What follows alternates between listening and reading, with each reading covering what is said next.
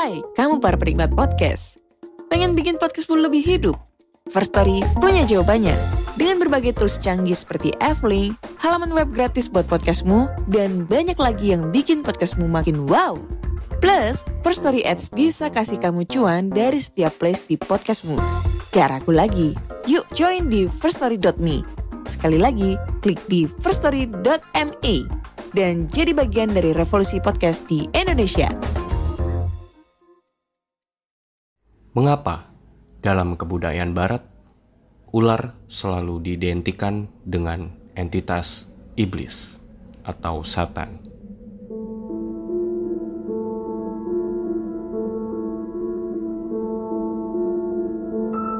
Dalam tradisi Alkitab, ular adalah representasi dari iblis atau Satan, bapa dari segala dusta dan simbol dari kejahatan sejati.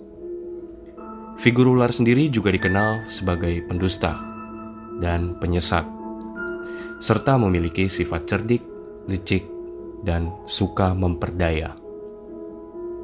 Dalam kitab Wahyu, ular juga disebutkan sebagai naga besar, berkepala 7, berwarna merah padam, dikenal dengan nama si ular tua, atau yang disebut sebagai iblis dan Satan pada hari kiamat. Dalam kitab Yesaya dan kitab Mazmur, ular juga disebut sebagai Leviathan, monster ular laut raksasa berkepala 7 yang dikenal dalam mitologi Sumeria dan Assyria sebagai Musmahu dan di Babilonia sebagai Tiamat.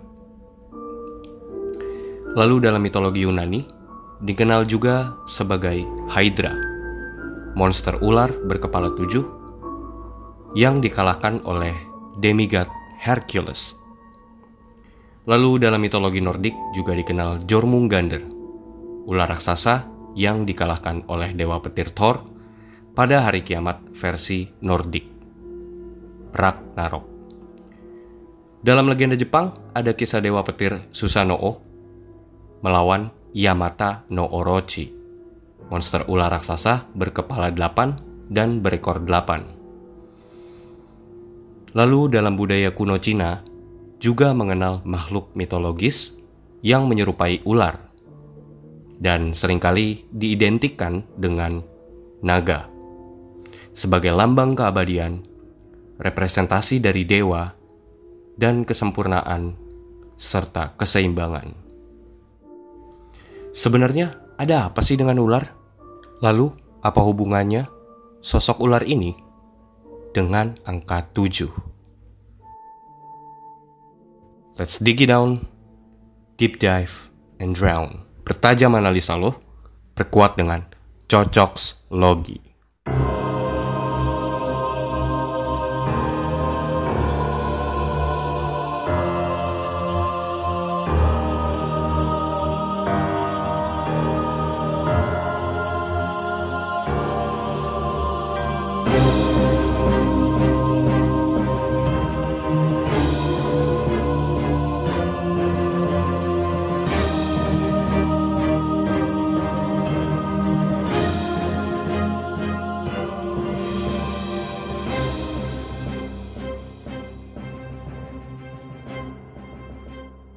Yo guys, ketemu lagi dengan gue Vincent di Konspirasi Ngopi. Seruput dulu kopinya. Nah, enak banget nih. Halo guys, gimana kabarnya? Pertama-tama gue mau ngucapin selamat menjalankan ibadah puasa buat saudara-saudara gue yang beragama muslim. Semoga puasanya bisa menjadi berkah. Amin. Nah, ini seru banget nih guys. Nih, sekarang gue lagi nggak sama Randy, seperti yang tadi gue sebutkan di opening. Kalau lu nggak denger nama Randy, berarti nggak ada Randy, lagi nggak ada Randy. Belakangan itu gue lagi ngedalamin nih soal suatu sekte atau suatu persaudaraan, atau bisa dibilang sebagai suatu perkumpulan rahasia yang paling pertama dan tertua di dunia. Ya kita tahu sendiri ya, sekte-sekte atau perkumpulan rahasia di dunia itu kan sangat identik dengan Freemason misalnya, atau Illuminati gitu. Tapi yang satu ini lebih tua lagi dan sudah ada dari sejak zaman purbakala. Bahkan dari zaman manusia mula-mula gitu. Nah, tapi ini menarik ya. Maksudnya ini mungkin adalah salah satu konten atau mungkin satu-satunya konten yang sebenarnya tidak ada hubungannya dengan tema-tema bulan puasa ya sebenarnya. Ya udahlah. Ini biar jadi pembeda aja sih ketika semua konten itu berlomba-lomba untuk membuat konten tematik sesuai dengan bulan puasa. Gua di sini malah berbeda sendiri gitu. Ya maksud gue kenapa enggak juga ya kan. Toh juga ketika Natal nggak ada juga tuh. Semua orang nggak berlomba-lomba tuh untuk membuat tema Natal gitu kan. Tapi ya udahlah ya. Nah, sebelum gue masuk teman-teman ngopi semua, gue mau ngasih tahu beberapa disclaimer atau terms and condition untuk kalian semua sebelum mendengarkan episode podcast kali ini. Terms and condition yang pertama. Di dalam pembahasan kali ini, gue akan sangat banyak dan sangat sering menggunakan referensi dari ayat-ayat Alkitab serta referensi-referensi yang sangat dekat dengan ajaran kekristenan. Nah, kenapa? Karena menurut gue pendekatan ini adalah pendekatan yang paling make sense dan paling mudah untuk mengkajinya. Yang kedua, di sini gue tidak bermaksud untuk mendiskreditkan atau menyudutkan suatu ajaran atau golongan tertentu. Di sini gue hanya pure mengambil referensi sebagai hal yang gue perlukan untuk mengkaji apa yang akan gue ungkapkan di dalam pembahasan gue kali ini. Nah, sampai di sini. Buat lo semua, buat anda semua, buat kalian semua yang masih mendengarkan, gue menganggap kalian semua setuju dengan terms and condition yang tadi udah gue ungkapkan. Yuk, bisa yuk. Nah, seperti yang tadi udah gue singgung di opening tadi. BTW ngomong-ngomong opening gue keren gak tadi? Udah mirip sama kayak YouTuber profesional belum? Udahlah ya kali ya. Coba tinggalin komen lu di bawah openingnya gimana. Keren gak? Nah, pembahasan kali ini bakal seru banget guys. Bakal seru banget. Dan ini bener-bener gue riset, gue dalemin untuk gue persembahkan buat teman-teman ngopi semua yang sedang menunggu-nunggu episode konspirasi ngopi tentunya. Oke, tanpa berlama-lama lagi, kita langsung masuk ke materi.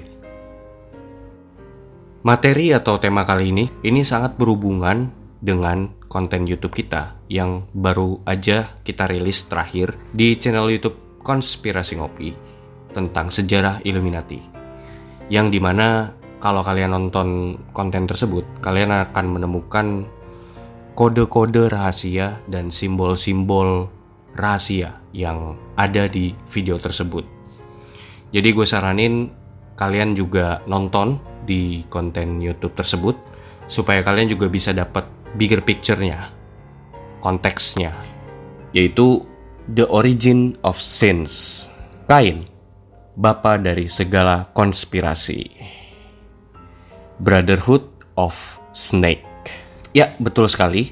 Seperti yang tadi gue bilang bahwa Kain itu sebenarnya adalah bapa dari segala konspirasi yang ada di dunia ini. Nah, ini sangat menarik nih guys. Nah, buat yang kurang familiar dengan nama orang ini, Kain, sebenarnya Kain ini adalah saudaranya Habel. Jadi kisah Kain dan Habel itu sebenarnya sama dengan yang dikenal dalam kepercayaan Islam, yaitu Qabil dan Habil. Nah, seperti yang tadi udah kita tahu ya di awal, gua mengatakan bahwa kenapa gitu ya ular itu sangat identik dengan sosok iblis atau setan. Bahkan seringkali dalam kebudayaan-kebudayaan barat itu mereka menganggap bahwa binatang ular itu adalah jelmaan dari iblis sendiri gitu. Itu bisa ditemukan di dalam Alkitab, Kejadian 3 ayat 13-15. Jadi ini konteksnya, ayat ini adalah ketika kejadian Hawa yang makan buah terlarang yang dilarang oleh Tuhan. Nah, kalau di dalam Alkitab sendiri, yang menyuruh atau yang menggoda Hawa untuk makan buah itu dan memberikan kepada si Adam itu adalah ular, sosok ular. Kurang lebih nih adalah kejadian ketika setelah Hawa makan buah dan Adam memakan buah itu. Di sini gue akan bantu bacain buat kalian semua ya guys. Dalam versi terjemahan baru, kemudian berfirmanlah Tuhan Allah kepada perempuan itu, apakah yang telah kau perbuat ini? Jawab perempuan itu, ular itu yang memperdayakan aku, maka ku makan.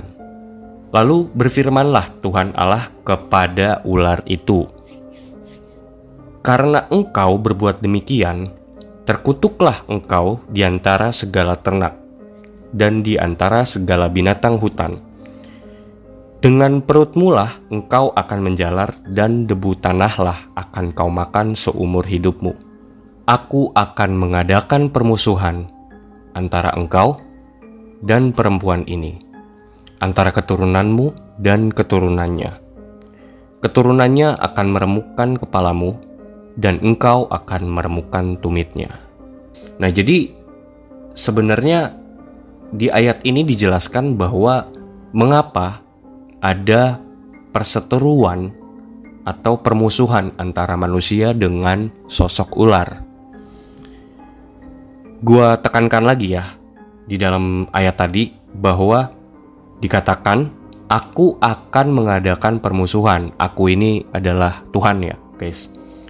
Antara engkau, nah engkaunya ini adalah setan atau si ular, dengan perempuan ini adalah si Hawa gitu, keturunan-keturunannya si Hawa. Antara keturunanmu ini yang dimaksud adalah keturunannya si setan.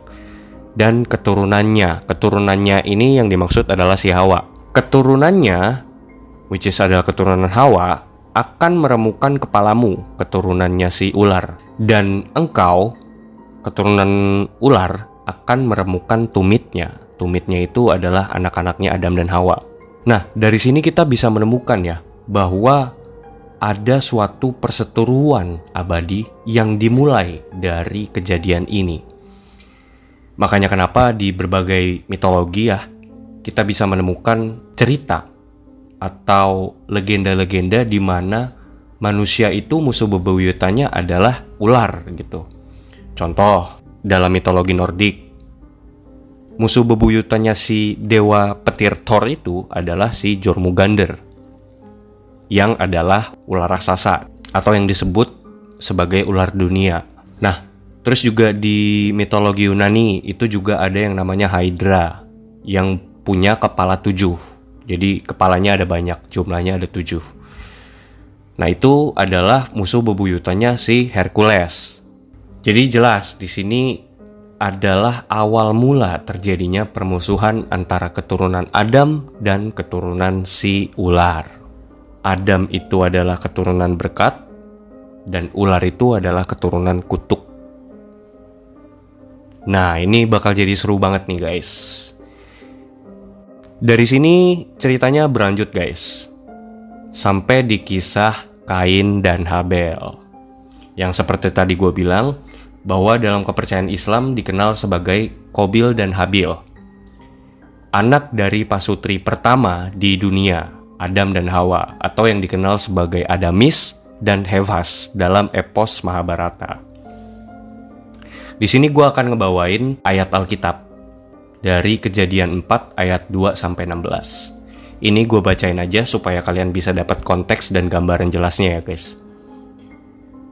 Selanjutnya dilahirkannya lah Habel, adik dari Kain. Dan Habel menjadi gembala, kambing domba, dan Kain menjadi petani. Setelah beberapa waktu lamanya, maka Kain mempersembahkan sebagian dari hasil tanah itu kepada Tuhan, sebagai korban persembahan. Habel juga mempersembahkan korban persembahan dari anak sulung kambing dombanya, yakni lemak-lemaknya. Maka Tuhan mengindahkan Habel dan korban persembahannya itu. Tetapi Kain dan korban persembahannya tidak diindahkannya. Lalu hati Kain menjadi sangat panas dan mukanya muram. Nah, dari ayat ini ditemukan bahwa dosa iri dan dengki. Dosa iri dan dengki ini yang pertama kali muncul di dalam sejarah umat manusia yang pertama. Ini seperti dosa-dosa yang seringkali menjangkit di netizen Indonesia. Iri bilang bos. Lanjut ya. Firman Tuhan kepada Kain, "Mengapa hatimu panas dan mukamu muram? Apakah mukamu tidak akan berseri jika engkau berbuat baik? Tetapi jika engkau tidak berbuat baik, dosa sudah mengintip di depan pintu. Ia sangat menggoda engkau, tetapi engkau harus berkuasa atasnya." Lanjut ayat 8. Kata Kain kepada Habel, adiknya, "Marilah kita pergi ke padang." Ketika mereka ada di padang, tiba-tiba Kain memukul Habel, adiknya itu, lalu membunuh dia. Terus selang beberapa waktu lama, akhirnya di ayat selanjutnya Tuhan datang kepada si Kain. Di ayat 9, firman Tuhan kepada Kain, "Di mana Habel adikmu itu?" Nah, jawaban Kain nih luar biasa nih. "Aku tidak tahu. Apakah aku penjaga adikku?" Gila, ini ngocol banget nih orang, super ngocol ini. Ini Kain ini adalah manusia pertama yang ngocol, guys. Dalam sejarah umat manusia, dia adalah manusia yang paling ngocol. Pas ditanya sama Tuhan, "Di mana adek lo?" gitu kan. Terus dia jawab, "Lah nggak tahu. Kok tanya saya?" Bukan gitu, maksudnya dia jawabannya tuh, "Aku tidak tahu." Dia jawab kayak gitu. Cuman mungkin dengan nada yang ngocol gitu ya kan. Nah, ini nih sebenarnya adalah suatu tindak kebohongan pertama yang dilakukan manusia terhadap yang maha tinggi, sang maha tahu gitu kan. Ini kan lucu banget gitu. Lu ngocol dan lu berbohong sama Tuhan yang maha tahu gitu. Itu kan perbuatan yang konyol ya sebenarnya. Cuman ini gue ngelihat dari sini ada suatu pertentangan gitu dari si Kain sendiri gitu. Dan ini kan sebenarnya merupakan natur dari sifatnya si Satan atau iblis yang dikenal sebagai bapa dari segala pendusta gitu. Lanjut di ayatnya yang ke-10, firman Tuhan, "Apakah yang telah kau perbuat ini? Darah adikmu itu berteriak kepadaku dari tanah." Gue ulangi, darah adikmu itu, Habel, berteriak kepadaku dari tanah. Maka sekarang terkutuklah engkau, terbuang jauh dari tanah yang mengangakan mulutnya untuk menerima darah adikmu itu dari tanganmu. Apabila engkau mengusahakan tanah itu, maka tanah itu tidak akan memberikan hasil sepenuhnya lagi kepadamu. Engkau menjadi seorang pelarian dan pengembara di bumi. Kata Kain kepada Tuhan, "Hukumanku itu lebih besar daripada yang dapat kutanggung." Nah, ini coba gue jelasin dikit ya guys.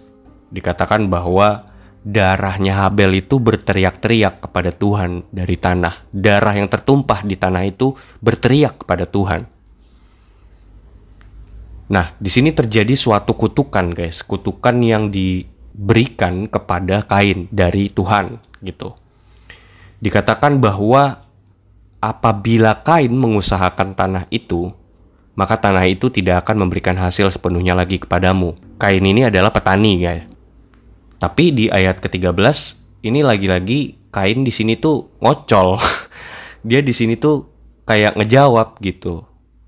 "Hukumanku itu lebih besar daripada yang dapat kutanggung," katanya si Kain kepada Tuhan.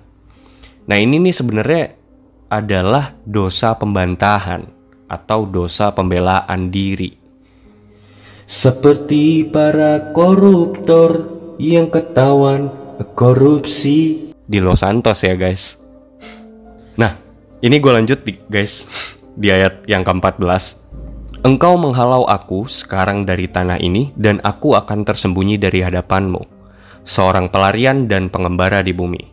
Maka barang siapa yang akan bertemu dengan aku, tentulah akan membunuh aku, kata Kain.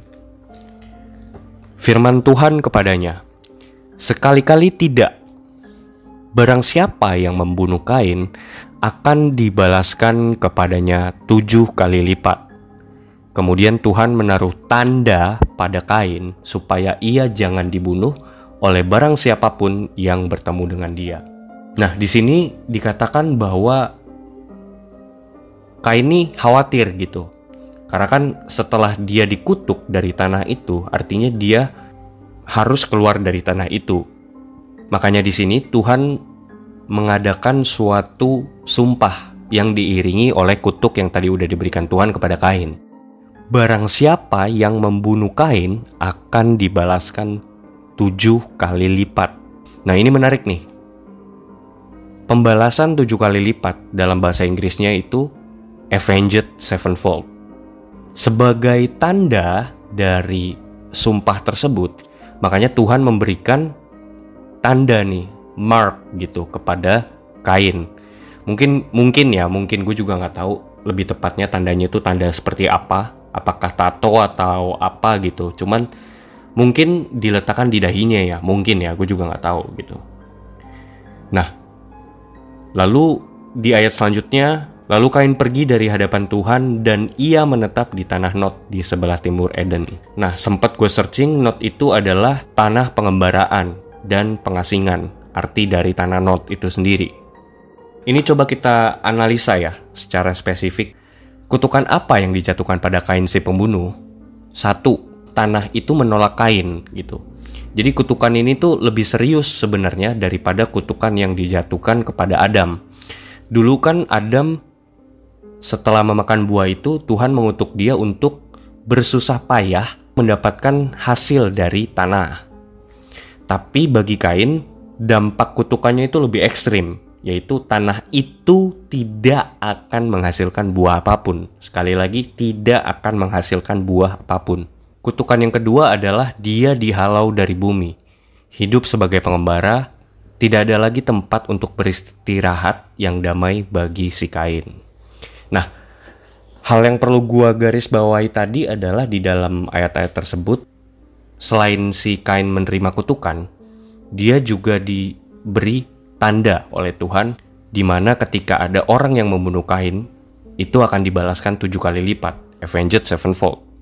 Nah, sebenarnya ini tuh berbicara tentang hutang dosa, yaitu membunuh si Habel. Hutang dosa ini akan dia wariskan dan dibawa sampai keturunannya yang ke-7. Jadi keturunannya si Kain ini adalah keturunan yang mengemban dosa dari si Kain ini. Gitu kurang lebihnya. Makanya dikatakan di sini sebenarnya ada suatu kutuk 7 turunan. Nanti kita akan mengeksplor lebih jauh ya tentang kutuk 7 turunan ini. Tapi sebelum itu gue akan membawakan suatu informasi yang eksplisit dan spesifik mengenai suatu kejadian yang lengkap sebelum pembunuhan Habel dalam kitab ajaran Mormonisme. Nah, di sini gue juga mau disclaimer, mohon jadikan informasi ini sebagai referensi. Ini tidak patut untuk dipercayai, ya. Dalam kitab ajaran Mormonisme, kitab Musa bab 5 ayat 28 sampai 31. Ini gue akan ngebacain dari bahasa Inggrisnya, lalu gue akan translate ke dalam bahasa Indonesia. And it came to pass that Cain took one of his brothers, doctor's wife, and they loved Satan more than God. Dikatakan bahwa Kain mengambil anak perempuan dari saudaranya, yang kemungkinan adalah anak perempuan dari Habel, untuk dijadikan istri. Gila, jadi ternyata selain si Habel dibunuh, kalau menurut ajaran Mormonisme ini, si Kain ini mengambil keponakannya untuk dijadikan istri gitu. Karena kan sebenarnya banyak ya bergulir cerita atau pertanyaan di internet, sebenarnya siapa sih istrinya dari Kain gitu. Nah, di dalam kitab ajaran Mormon ini dijawab bahwa istrinya Kain adalah anaknya dari Habel gitu. Nah, dikatakan juga di dalam ayat tersebut bahwa kedua pasangan suami istri ini itu lebih mencintai Satan, si ular, ketimbang Tuhan gitu. Kita lanjut. And Satan said unto Cain, Swear unto me by thy throat, and if thou tell it, thou shalt die. And swear thy brethren by their heads, and by the living God, that they tell it not. For if they tell it, they shall surely die.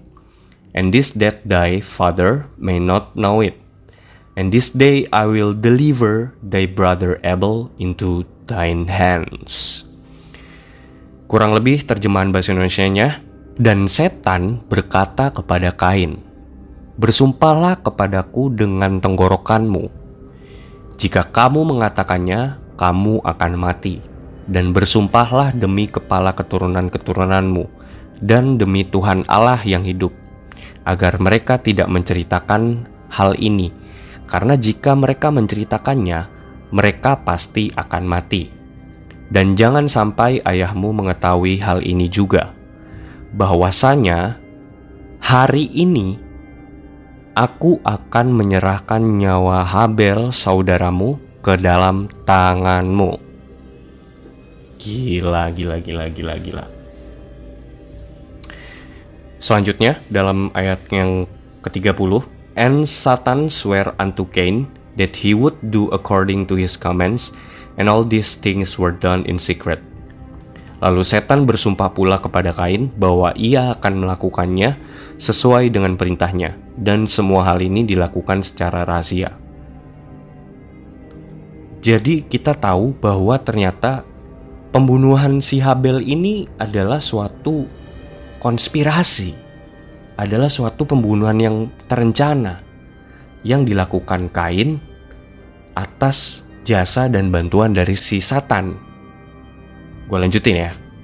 Di ayat yang selanjutnya, And Cain said, Truly I am Mahan, the master of this great secret, that I may murder and get gain. Wherefore Cain was called Master Mahan, and he gloried in his wickedness.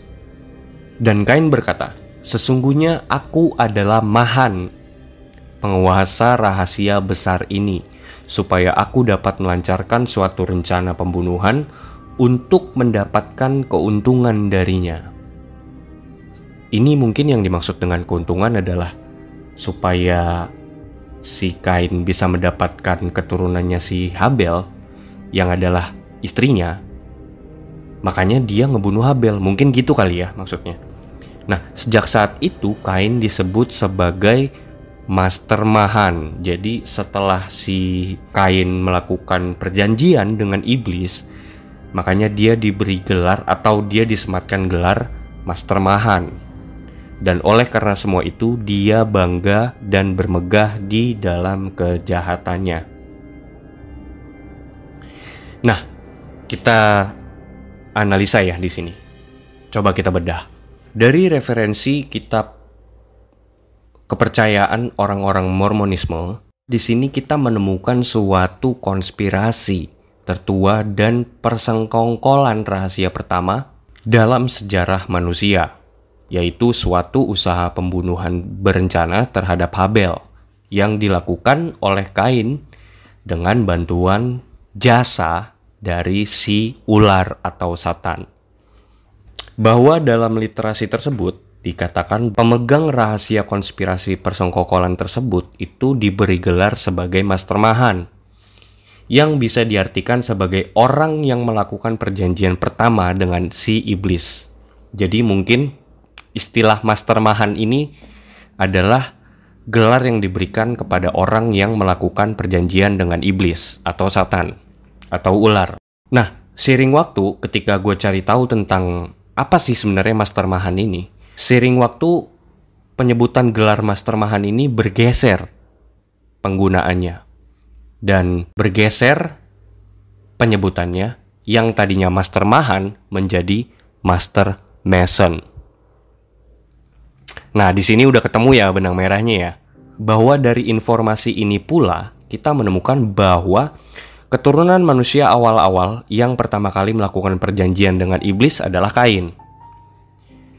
Nah, sebenarnya perjanjian Kain dan iblis ini berlaku sampai 7 turunan bersamaan dengan kutukan Tuhan yang juga ikut diwariskan sampai 7 generasi setelahnya. Maka sejak saat itu dikenallah kutuk 7 turunan yang dipelopori oleh Kain sebagai bapa dari keturunan ular, turunan hutang, dan pewaris dosa. Ya, bisa dikatakan Kain ini adalah bapa dari segala konspirasi sih. Bapa dari konspirasi tertua di dunia. Nah, ini menarik nih. Sebelum kita masuk ke dalam kutuk 7 turunan ini, gue mau ngejelasin sedikit tentang darah. Ketika si Kain membunuh Habel, itu kan dikatakan bahwa darahnya Habel itu kan berteriak-teriak kepada Tuhan. Seolah-olah darahnya itu meminta pembalasan gitu ya. Nah, bicara mengenai darah, ini menarik nih. Soalnya ada juga tertulis dalam kisahnya Nabi Nuh ketika tepat setelah kejadian banjir bandangnya surut.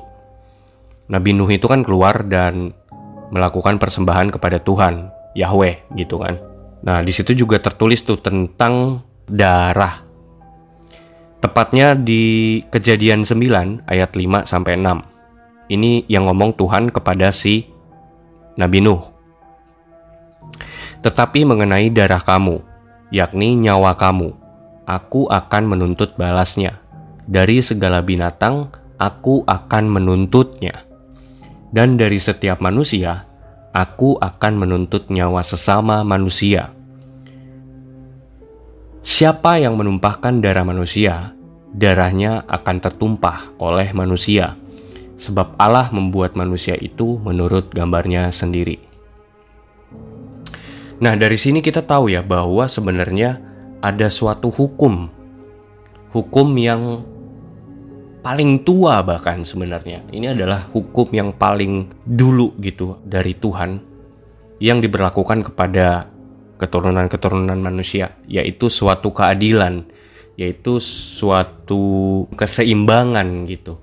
Bahwa dikatakan kalau misalnya ada orang yang menumpahkan darah seseorang, maka orang tersebut juga harus ditumpahkan darahnya. Hukum timbal balik gitu loh.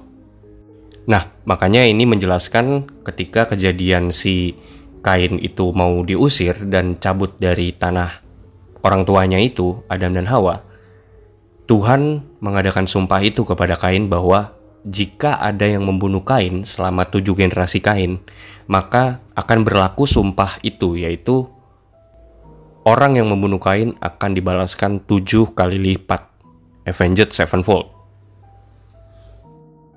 Nah, kembali lagi ke soal darah. Sebenarnya darah adalah kurensi yang paling sakral dalam dunia roh ya. Bisa dikatakan bahwa ketika Habel dibunuh, ketika darahnya itu tertumpah, ketika darahnya itu berteriak-teriak kepada Tuhan, itu kayak seolah-olah tuh darahnya berteriak meminta suatu keadilan, suatu justice, dan pembalasan. Nah, ini gue kalau ngomongin soal darah nih agak merinding nih, karena ini hubungannya sama dunia spiritual dan roh ya. Karena seperti yang tadi udah gue bilang bahwa darah itu adalah kurensi yang paling sakral dalam dunia roh. Nah, makanya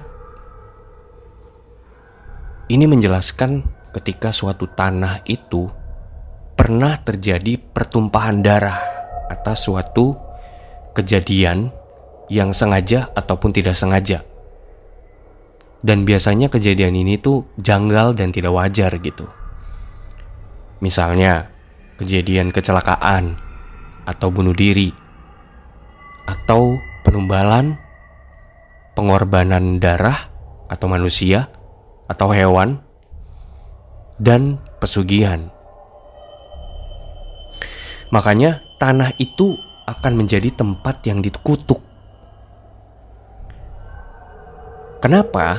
Karena seperti yang tertulis dalam Alkitab tadi, bahwa ketika darah itu tertumpah, darah itu akan berteriak-teriak meminta keadilan dan pembalasan. Darah itu langsung berteriak kepada Tuhan bahkan. Alkitab ya, itu dijelaskan bahwa ketika ada darah tertumpah di atas suatu tanah, tanah itu menjadi terkutuk. Ini sama seperti kejadian Yudas Iskariot. Ketika Yudas Iskariot mengkhianati Yesus. Nah, dia kan diketahui itu kan gantung diri di sebuah pohon kan. Di dalam suatu Injil lah itu dituliskan bahwa si Yudas Iskariot ini gantung diri. Terus kayak sampai perutnya itu sobek, sampai keluar semua isinya, isi perutnya itu, dan terburai. Nah, di situ terjadi pertumpahan darah. Nah, orang-orang di sekitaran situ yang tinggal di daerah situ itu menamakan tempat itu tempat terkutuk gitu. Karena kejadian bunuh dirinya si Yudas Iskariot itu. Nah, makanya ini menjelaskan nih, ketika tanah tersebut tertumpah darah, suatu kejadian yang tidak wajar atau janggal, maka tanah tersebut akan terkutuk dan selalu meminta korban dengan cara yang tidak wajar juga, dengan kejadian yang hampir serupa. Ini juga paling tidak menjelaskan fenomena rumah angker, suatu jalan yang rawan kecelakaan, atau tumbal proyek, bangunan bekas loji, ya gitu-gitulah pokoknya. Kalian pernah gak sih dengar cerita kalau kayak ada suatu jalan yang rutin, entah kayak setahun tuh beberapa kali, itu jalan itu tuh kayak minta tumbal gitu. Jadi setiap bulan gitu atau setiap beberapa waktu sekali, jalanan itu tuh akan selalu memakan korban. Sampai jalanan itu tuh dikasih rambu rawan kecelakaan. Nah, biasanya tempat-tempat kayak gitu tuh bakal dicap sama orang-orang sekitar dan bakal jadi cerita rakyat tuh bahwa jalanan tersebut emang jalan peminta tumbal. Terus juga kalian pernah dengar gak sih bahwa kayak ada suatu cerita di mana ada suatu bangunan atau rumah yang suka terjadi kejadian yang hampir sama, berulang-ulang dan terus-menerus gitu. Ya mungkin rentang waktunya tuh bisa misalnya 6 tahun sekali, atau mungkin bahkan bisa sampai 1 tahun sekali. Itu terjadi suatu kejadian yang tidak wajar, tapi dengan pattern yang sama. Misalnya ya, contoh gitu. Misalnya di dalam bangunan itu dulu pernah ada orang bunuh diri, lompat dari jendela gitu misalnya. Anjing, gue ngomongin ini langsung merinding. Nah, ntar 2 tahun atau 3 tahun lagi ketika ada orang baru yang menempati tempat itu, bangunan itu juga akan ada kejadian bunuh diri lagi, tapi dengan cara yang sama, loncat dari jendela lagi. Dan bakal gokil banget kalau misalnya kejadiannya di jendela itu juga gitu. Itu ngeri banget sih guys. Tapi ada cerita-cerita kayak gitu tuh ada aja gitu di tersebar gitu di masyarakat kita.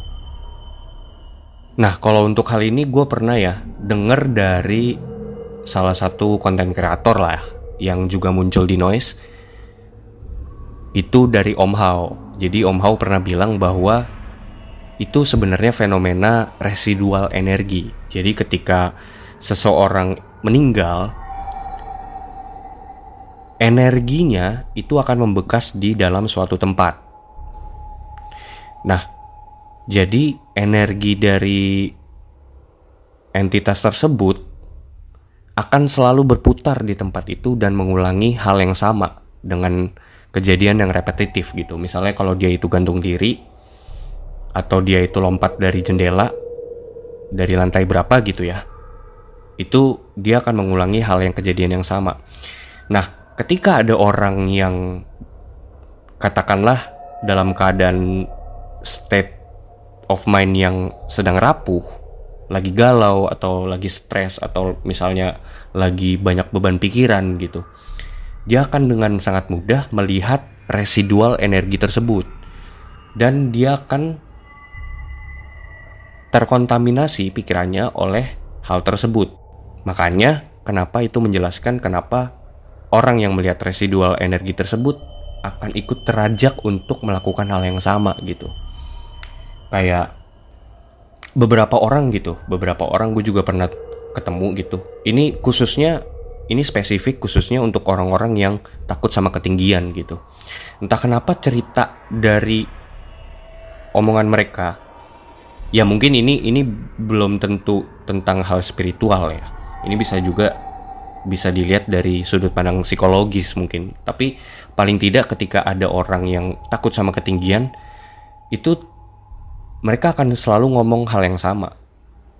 Kayak mereka tuh selalu bilang bahwa kalau mereka tuh ngelihat ke bawah dari tempat yang tinggi gitu ya, itu rasanya kayak dia tuh pengen loncat aja. Nggak tahu kenapa gitu. Kayak gue punya adik ya. Nah, dia juga salah satu fobia ketinggian gitu. Tak kenapa tuh dia pernah ngomong gitu bahwa kalau misal dia ngeliat ke bawah tuh dia rasanya pengen loncat gitu. Ya mungkin itu bisa dijelaskan secara psikologis ya, gue nggak tahu juga.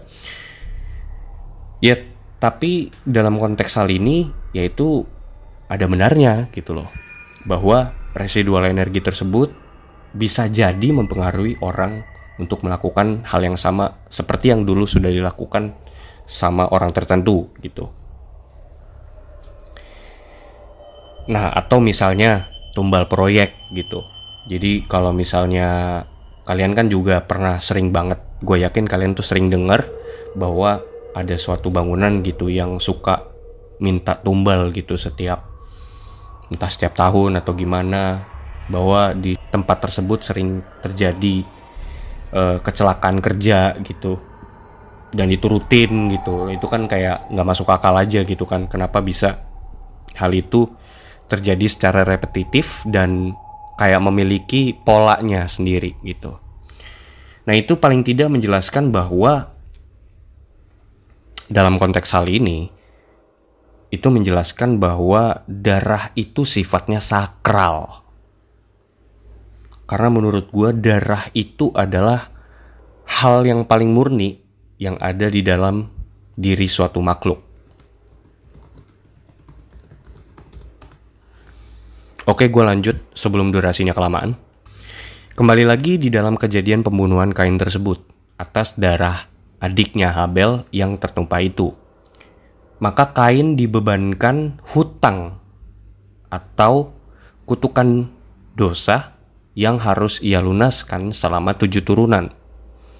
Nah, ini bisa dikatakan dosa juga berbicara tentang suatu hutang yang diwariskan sampai 7 generasi di bawahnya.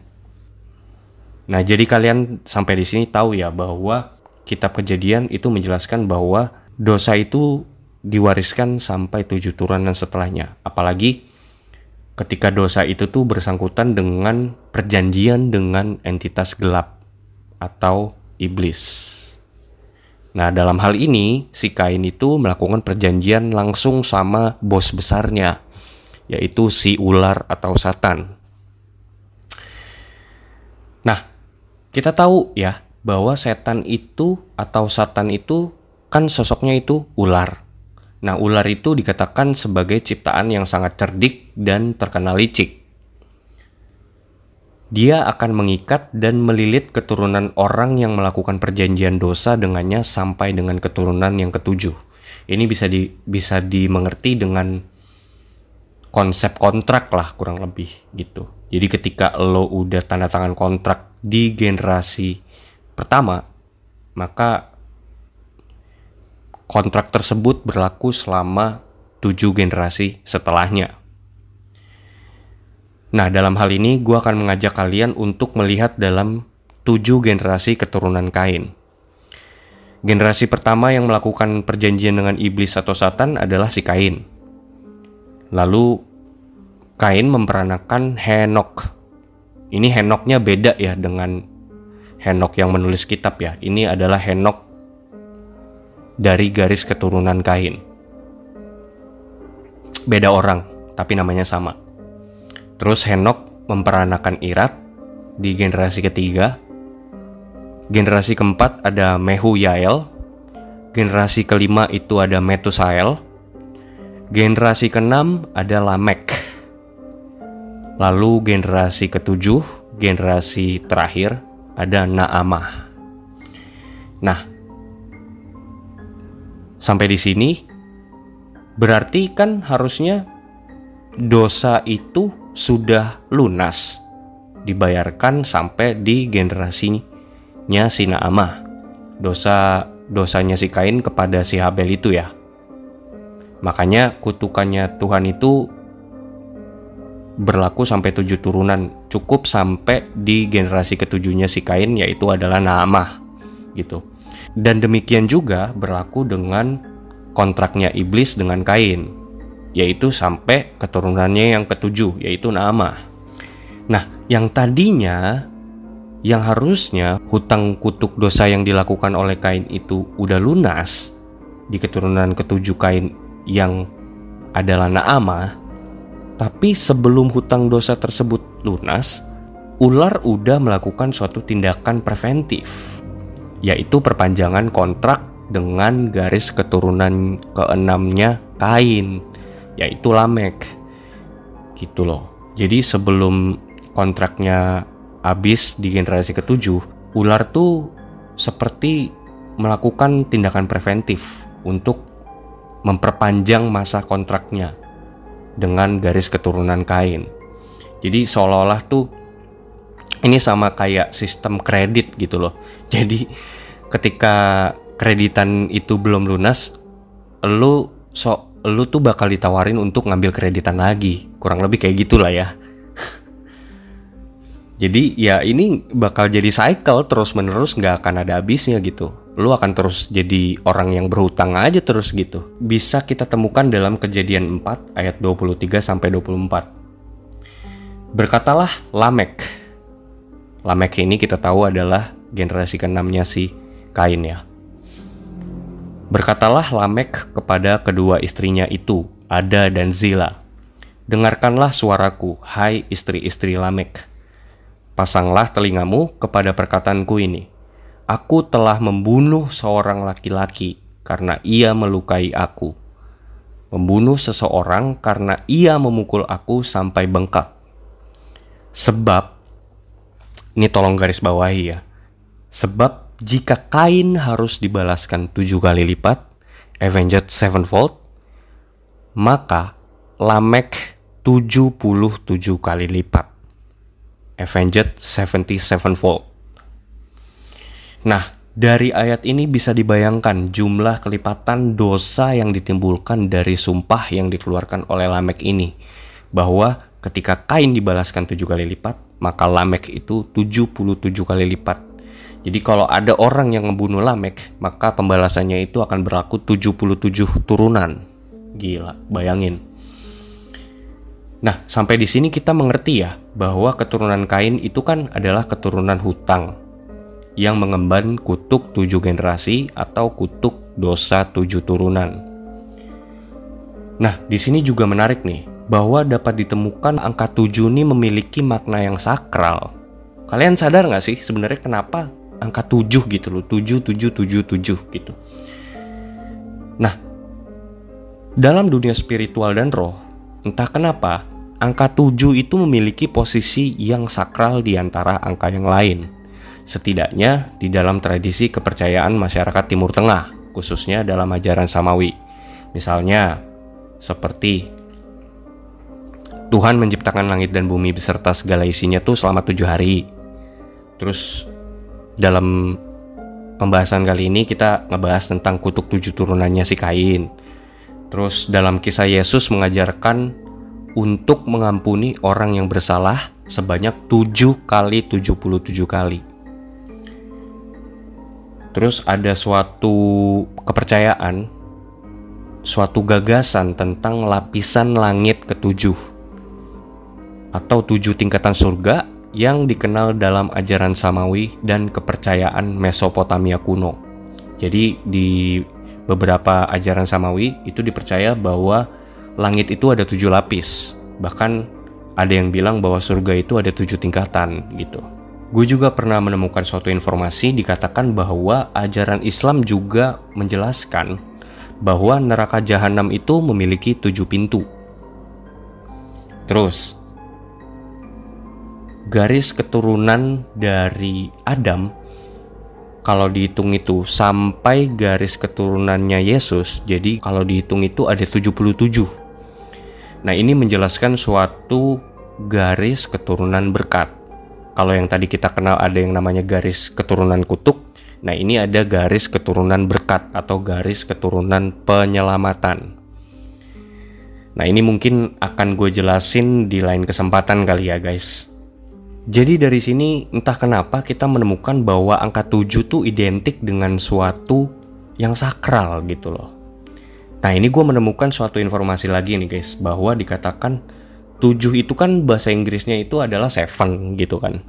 Nah, 7 kalau ditarik dari bahasa aslinya, dari akar kata aslinya itu adalah Sheva.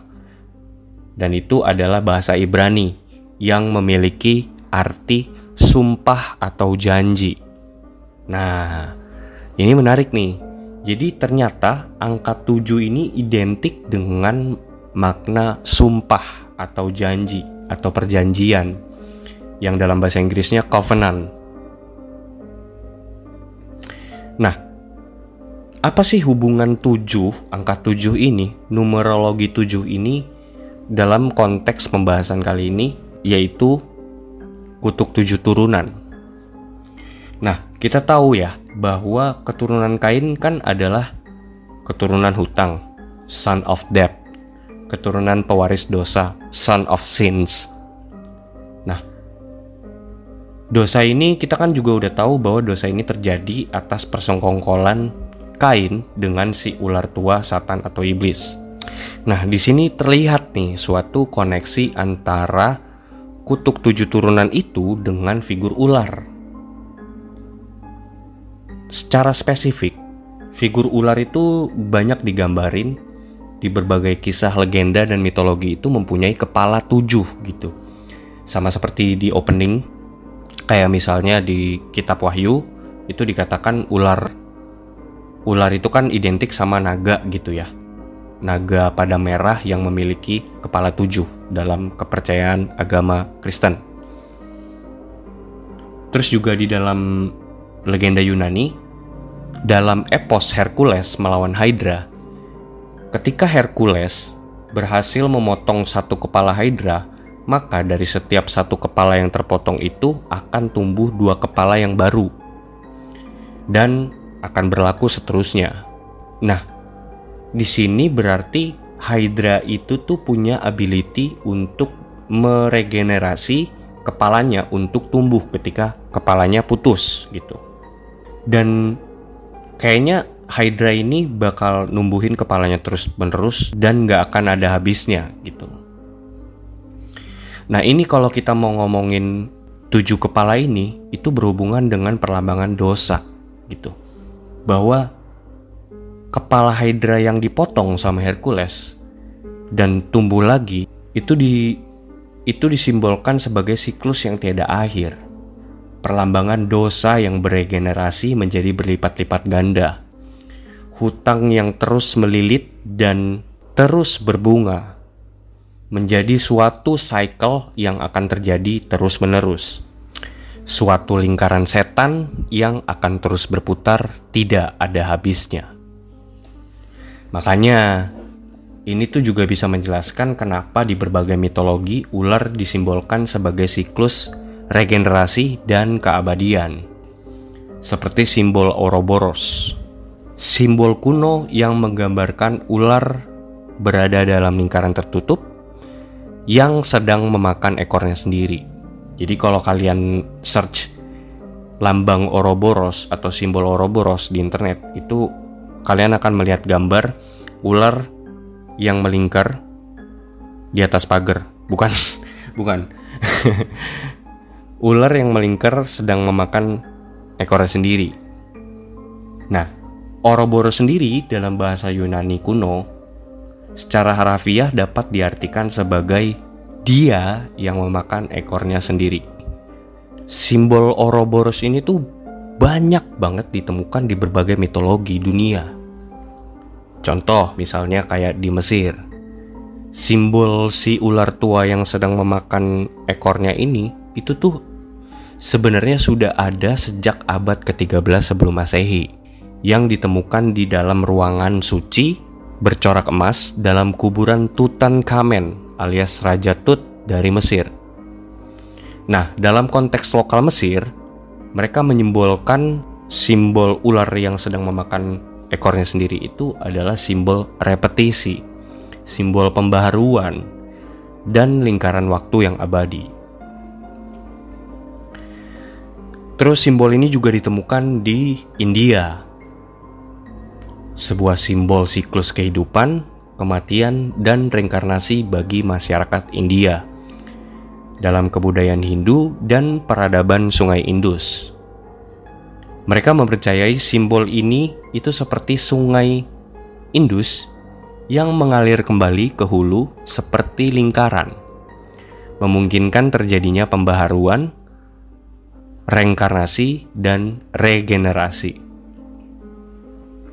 Kemudian simbol ini sebenarnya juga identik dengan simbol yang diagungkan dalam kebudayaan Tiongkok sebagai lambang harmoni antara dua kekuatan gelap dan terang yang bertolak belakang, namun mewakili keseimbangan, yaitu yin dan yang.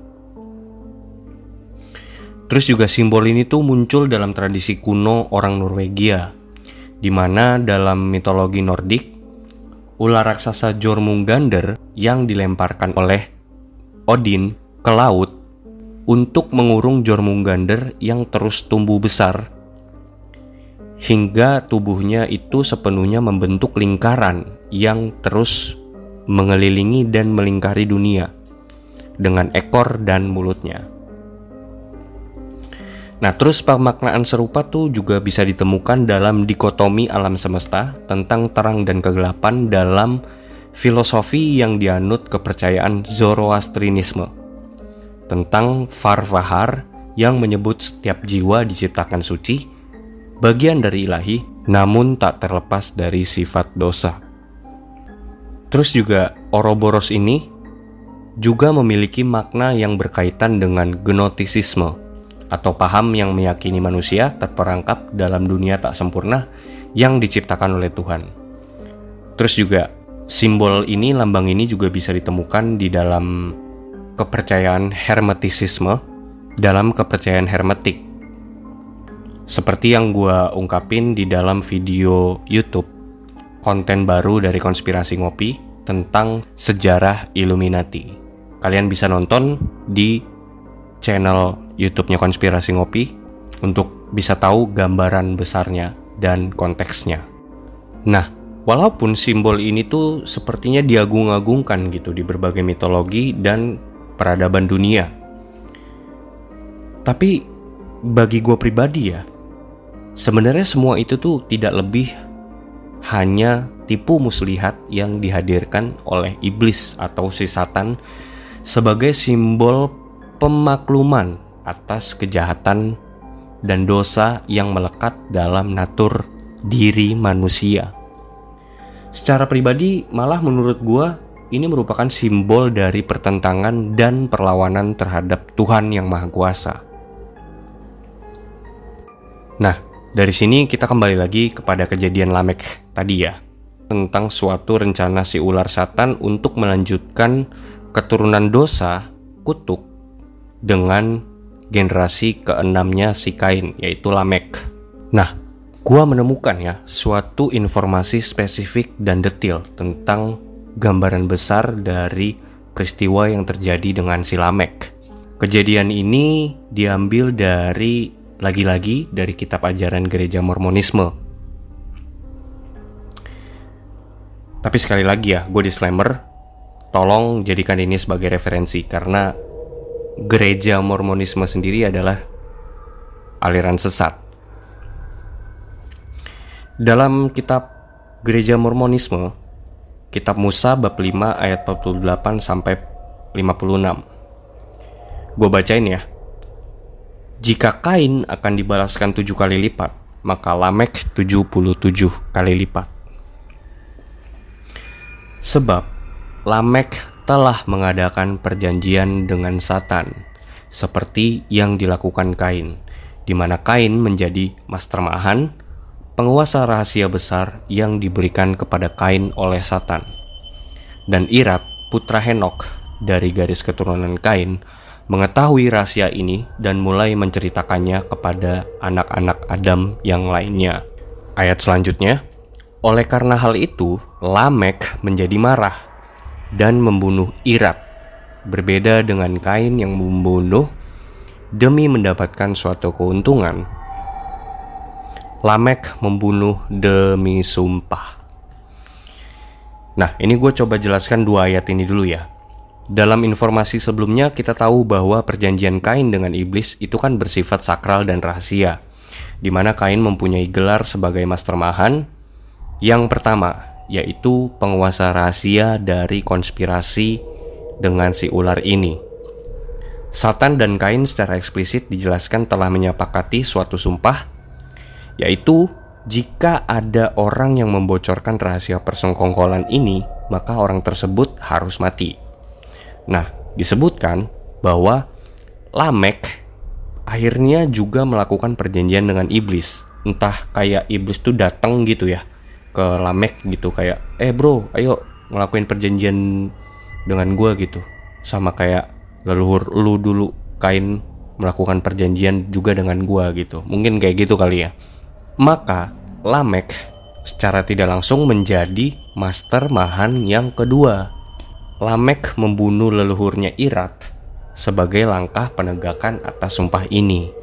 Jadi jelas ya di sini kenapa terjadi pembunuhan, kenapa si Lamek itu bisa membunuh seseorang. Bahkan di sini juga dijelaskan dalam kepercayaan Mormonisme, disebutkan secara spesifik siapa nama orang yang dibunuh oleh Lamek. Lanjut ke ayat selanjutnya. Sebab sejak zaman Kain ada suatu persengkongkolan rahasia, dan pekerjaan mereka berada dalam kegelapan, dan mereka mengenal setiap orang sebagai saudaranya. Ini coba kalian garis bawahi ya. Dikatakan bahwa sejak zaman Kain ada suatu persengkongkolan rahasia, dan pekerjaan mereka berada dalam kegelapan, dan mereka mengenal setiap orang sebagai saudaranya. Oleh sebab itu, Tuhan mengutuk Lamek dan seisi rumahnya, dan semua orang yang telah membuat perjanjian dengan Satan, karena mereka tidak menaati perintah-perintah Tuhan, dan itu tidak menyenangkan hati Tuhan, karena mereka menolak untuk melayani Tuhan, dan pekerjaan mereka hanyalah kekejian yang mulai menyebar di antara semua anak manusia, dan semenjak itu kegelapan mulai menyelimuti anak-anak manusia. Dan di antara putri-putri manusia, semua hal ini tidak dibicarakan, karena Lamek telah memberitahu rahasia itu kepada istri-istrinya, yang membuat mereka memberontak terhadapnya dan mengumumkan hal-hal rahasia ini ke luar tanah mereka, dengan tidak memberi pengampunan atas dosa besar ini. Oleh karena itu, Lamek dikucilkan dan diusir, lalu menyembunyikan diri dari antara anak-anak manusia, supaya dia tidak mati. Dan demikianlah pekerjaan kegelapan mulai merajalela di antara semua putra-putri manusia. Dan Tuhan mengutuk bumi dengan kutukan yang amat parah, dan marah terhadap orang fasik, terhadap semua anak manusia yang telah Dia jadikan. Sekian dari informasi yang kita dapat dari kepercayaan Mormonisme. Nah, coba gue jelasin ya. Kita bedah.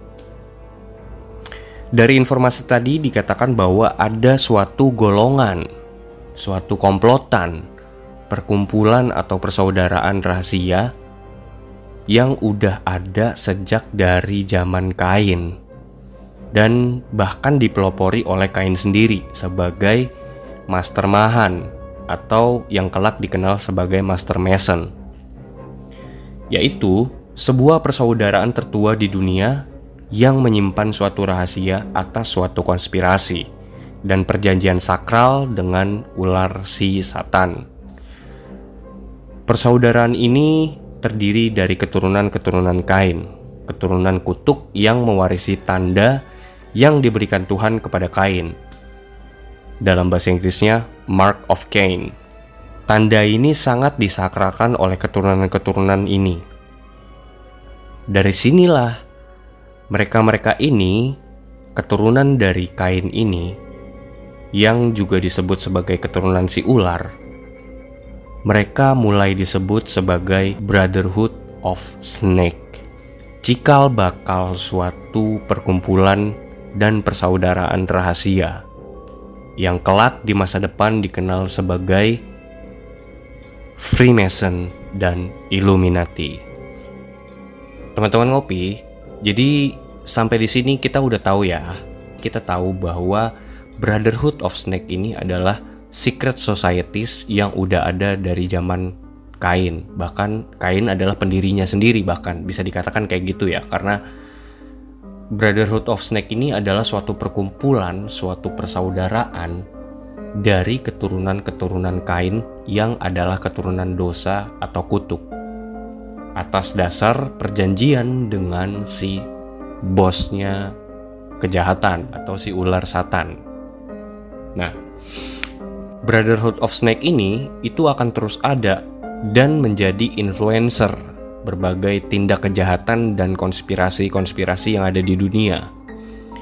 Jadi mereka itu gerakannya underground gitu loh, nggak kelihatan dan rahasia, secret societies gitu kan. Diteruskan sampai ke garis keturunannya Nuh, Nabi Nuh. Terus juga dibawa sampai ke bangsa Kanaan, ke Mesir, hingga sampai ke garis keturunan Raja Namrud, raja yang jahat, atau yang dikenal dalam biblical name-nya sebagai Nimrod, bapa dari peradaban Mesopotamia dan arsitek serta pendiri Menara Babel yang legendary. Ini semua bakal gua bahas di next episode. Nah, sedikit spoiler nih, beberapa poin yang akan gua bahas di next episode, yaitu bagaimana paham dan ajaran Brotherhood of Snake ini sampai juga dan digunakan oleh Raja Agung Herodes dalam masa pemerintahannya zaman Yesus. Terus juga gue juga akan menceritakan bagaimana filosofi dan ajaran-ajaran si ular dan keturunan hutang ini diimplementasikan dalam landasan awal dari sistem monetari dunia dan kapitalisme, hingga bertransformasi menjadi organisasi raksasa yang mengontrol perekonomian dan uang dunia. Jadi tungguin aja ya guys. Mungkin di next episode, di next part dari pembahasan Brotherhood of Snake ini, gue mungkin bakal lebih seru kali ya kalau gue bisa ngebahas ini dengan Randy, karena gue juga tertarik nih untuk mendengarkan opini dia dari pembahasan kita kali ini. Nah, gue mau ngingetin buat kalian semua ya, jangan lupa cek video terbaru kita di channel YouTube-nya Konspirasi Ngopi tentang sejarah Illuminati, karena itu juga paralel berhubungan dengan apa yang gue jelaskan di pembahasan gue kali ini. Di situ lu bakal nemuin kayak Staff of Hermes, yang dimana simbol itu juga digunakan dan diagungkan dalam ajaran-ajaran Freemason, yang juga dikenal dalam mitologi dewa-dewi Mesir. Pokoknya kalian coba tonton sendiri deh, dan coba kalian simpulkan, atau kalian juga bisa tinggalin komentar kalian di bawah atau di kolom komentar channel YouTube kita. Gua pengen denger sudut pandang kalian tentang pembahasan gua kali ini dan visualization podcast yang ada di YouTube channel Konspirasi Ngopi. Jangan lupa juga untuk follow TikTok kita, linknya bakal gue taruh di bawah ya guys. Oh iya, Sebelum gua tutup, gua kan beberapa kali mengungkapkan ya beberapa informasi yang diambil dari kitab ajaran gereja Mormonisme yang kita ambil sebagai pengkaji dari pembahasan kita kali ini. Nah, terus juga kan gue bilang ya bahwa gue mengatakan bahwa informasi ini tuh diambil dari sekte dalam tanda kutip yang memiliki ajaran sesat. Nah, tapi ketika mendengar hal itu, gue langsung kayak sinyal-sinyal konspirasi dan cocok logi gue itu berkedip-kedip tuh. Gue coba berasumsi bahwa apakah Mormon ini ada hubungannya nggak sih dengan Freemason gitu loh. Melewati beberapa riset, gue temuin bahwa ternyata memang Freemason dan Mormonisme ini itu saling berhubungan. Oke guys, sekian dari pembahasan kali ini tentang part 1 dari Brotherhood of Snake dan Origin of Sins, keturunan dari bapak konspirasi terbesar di dunia, Kain. Gue Vincent, mohon pamit undur diri. Kita ketemu di konten-konten selanjutnya. Konspirasi Ngopi, seruput dulu kopinya.